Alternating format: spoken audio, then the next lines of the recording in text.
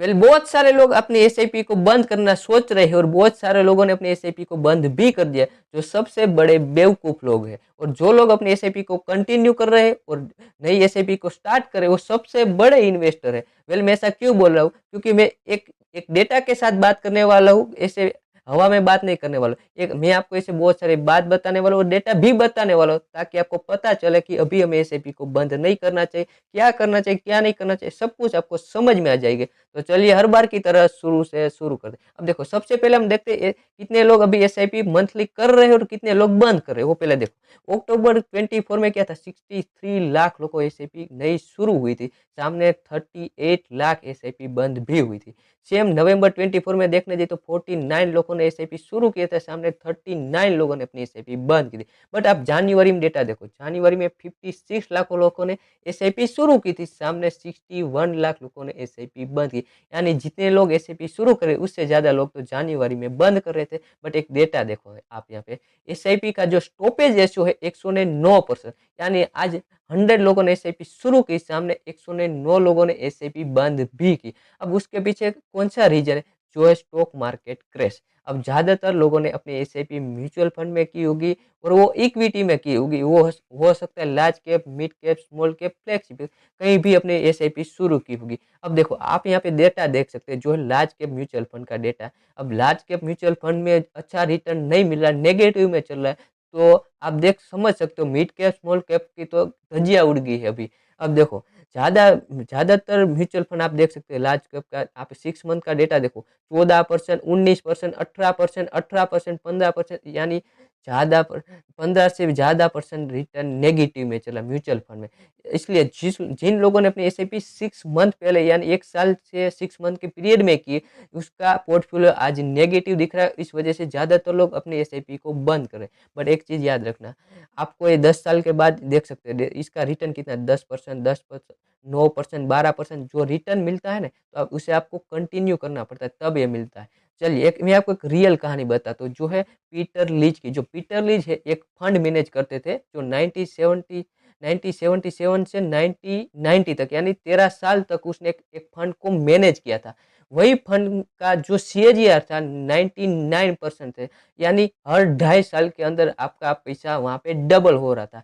But उसके बाद क्या हुआ, जब ये फंड 13 साल के बाद बंद हुआ ना, तब वहां पे देखा, एक रिसर्च किया गया। तो रिसर्च में क्या मिला पता है, ज्यादातर लोगों ने वहां पे प्रॉफिट ही नहीं किया, और ज्यादातर लोगों ने 29% निकाला भी नहीं। और बहुत कम लोग ऐसे लोग थे, उसने 29 से ज्यादा, उससे भी ज्यादा रिटर्न निकाला। वेल, उसके पीछे का रीजन क्या है पता है, जिन लोगों ने ऐसे ऐसे करेक्शन आते ना, तब अपने एसआईपी को बंद किया, स्टॉप किया ना, उससे कुछ रिटर्न नहीं मिला। बट जिन लोगों ने ऐसे लगातार 10 साल तक म्यूचुअल फंड एसआईपी कंटिन्यू रखी, उसे रिटर्न दिखता है। अब वही रिटर्न के लिए मैं आपको एक रियल कहानी बता रहा था कि आपको लगातार इन्वेस्ट करते रहना चाहिए। चलिए, मैं ऐसा क्यों बोला पता है, मान लीजिए कि आपने टॉप ऊपर एसआईपी शुरू भी कर, मान लीजिए कि आपने 10,000 की एसआईपी शुरू की है, और वही वही एयूम की प्राइस होगी म्यूचुअल फंड की 100 रुपीज, तो आपको कितने यूनिट मिले होंगे, 100 रुपीज के हिसाब से देखने जाए तो 10,000 की एसआईपी से तो आपको 100 यूनिट मिले होंगे, राइट।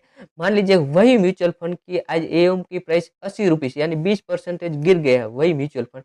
तो आज 10,000 की एसआईपी आप कंटिन्यू कर रहे हो, तो आपको कितने एयूएम मिलेंगे, एयूएम के यूनिट मिलेंगे। आज आपको 80 रुपीज के हिसाब से हम देखने जाए तो 125 यूनिट मिलेंगे, यानी 100 रुपीज पर आपको 100 यूनिट मिल रहे थे। अब आपको 80 रुपीज पर जब 20% गिरा, तब आपको 125 यूनिट मिल रहे हैं। जब आपने 125 खरीदा, और मान लीजिए मार्केट ज्यादा ज्यादा बढ़ी भी नहीं और 100 रुपीज तक ही आई, तो आपको कितना प्रॉफिट हुआ होगा, कैलकुलेट कीजिए। 125 यूनिट आपने 80 रुपीज पे खरीदा, और आज उसकी वैल्यू 100 है, तो 12,500 टोटल वैल्यू होगी, यानी आपको 25% का प्रॉफिट। पहले आपको 20% का लॉस था, वही सेम प्राइस तक आपका म्यूचुअल फंड आया, जहां से आपने शुरू किया था, तब तक आपको 25% का प्रॉफिट भी है। बट लोग क्या करते हैं, 100 रुपीज पे एसआईपी शुरू की थी, वहां पे बंद कर देते, जब 80 पे आते तब बाई नहीं करते। अब एक चीज समझे, जब आप किसी मॉल में जाते हो, वहां पे आपको डिस्काउंट दिखता है कोई भी चीज में, फॉर एग्जांपल आप देखते हो भाई, परफ्यूम है, टी शर्ट है, बेल्ट है, शूज है, वहां पे आपको एक डिस्काउंट दिखता है, और आप रोज उसे यूज भी कर रहे हो, तो आप वही प्रोडक्ट को आप खरीद लोगे। वही प्रोडक्ट आपको 100 रुपीज की थी, वो आज आपको 80 रुपीज की मिल रही, तो आप खरीद रहे हैं। तो अब ऐसा आप म्यूचुअल फंड ईटीएफ में क्यों नहीं कर रहे? चलिए स्टॉक की बात रहने दें, स्टॉक कैन बी जीरो भी हो सकता है। बहुत सारे ऐसे स्टॉक है जो 500 से आज 50 रुपये पे भी ट्रेड कर रहे हैं, बट म्यूचुअल फंड में ऐसा नहीं हो सकता। Mutual fund ETF can not be zero, क्योंकि म्यूचुअल फंड में आपका पैसा डाइवर्सिफाई है और आपको ऐसा डीप मिलेगा, तो डीप में आप पैसा डालोगे तभी भी आपका पैसा ज़्यादा बढ़ेगा। आप वॉरेन बफे देख लीजिए, राकेश झुनझुनवाला देख लीजिए, विजय केडिया देख लीजिए, वो सारे लोगों ने बियर मार्केट में ही पैसा इन्वेस्ट किया था, वहाँ से हमें एक अच्छे इन्वेस्टर ऐसे हमें दिखे। अब हम क्या करते हैं, हम तो उसकी जो साइकिल होती है ना, उस साइकिल का उल्टा करते हैं। टॉप ऊपर बाय करते हैं, बॉटम पे सेल करते हैं, बट जब बॉटम पे हमें बाय करना होता है तब हम सेल कर देते हैं, जो हमें नहीं करना है। अब मैं ऐसा क्यों बोला, अभी तो हमें खास नहीं करना चाहिए। चलिए मैं आपको 20 साल का एक हिस्ट्री का डेटा दिखाता हूँ। चलिए ये है निफ्टी का 20 साल का रिटर्न। आप यहाँ पे देख सकते हो कितने टाइम लूजिंग स्ट्रीक आई है निफ्टी में। देखो ये मंथली डेटा है। आप देखो 2001 में देखने जाए तो आप देख सकते हो 5%, 3%, 1%, 13% लगातार 4 मंथ निफ्टी गिरा है। बट देखो जिसने यहाँ 3 मंथ के बाद अपने एसआईपी को स्टॉप किया है तो उसे कुछ रिटर्न नहीं मिलेगा। इसे ये सारे यहाँ तक पहुंचने में बहुत टाइम लगा होगा। बट जिसने अपने एसआईपी यहाँ 13% गिरा तभी भी शुरू रखी, तभी भी इन्वेस्टमेंट किया है, तो आप यहाँ पे देख सकते हो बाद के मंथ में क्या हुआ, नेक्स्ट मंथ में 9%, फिर आगे देखने जाए तो 6%। अब ये सारे कब मिलेगा, जब आप अपने एसआईपी को कंटिन्यू करते हो। फिर आगे देखते चलिए, अब यहाँ पे आप देख सकते हैं 2008 में क्या हुआ था। आप देखो 10% नेगेटिव था, 26% नेगेटिव था, 4% नेगेटिव था, यानी 3 मंथ लगातार स्ट्रीक आई नेगेटिव। बट जिसने यहाँ पे भी एसआईपी कंटिन्यू रखी, फिर देखो ये 7% प्रॉफिट, फिर 1%, 2% माइनस था, 3% में, फिर 9%, 15%, 28% पॉजिटिव। ये सारे आपको कब मिलता है, जब आप अपनी एसआईपी को कंटिन्यू रखे, बाय ऑन डीप कर रहे हो। वॉरेन बफे ऑलवेज बोलते हैं बाय ऑन डीप और invest in red and enjoy the green, but लोग उसका ऐसा नहीं करते, उसका उल्टा करते हैं। आज आपको बहुत सारे ऐसे स्टॉक है, म्यूचुअल फंड, ईटीएफ, सारी चीज कम प्राइस में मिल रही है, तो उसका एडवांटेज लीजिए और इसे एज एडवांटेज और एक एडवांटेज समझ के इन्वेस्ट कीजिए। अब देखो 2024 में क्या हुआ, हमने देखा भाई थ्री स्ट्रीक लगातार आ रही थी, 4 स्ट्रीक लगातार आ रही थी मंथली में। आप यहाँ पे देख सकते हो 2024 में 6% माइनस, फिर 0.3, फिर 2%, फिर 0.5%, फिर 5% नेगेटिव, यानी 2024 से 25 जो शुरू हुआ जब मार्च तक, अभी 5 स्ट्रीक लगातार आ रही है मंथली कैंडल में। तो हमने 5 स्ट्रीक तो अभी हिस्ट्री में देखी नहीं थी, तो क्या अब मार्केट बाउंस नहीं कर सकती?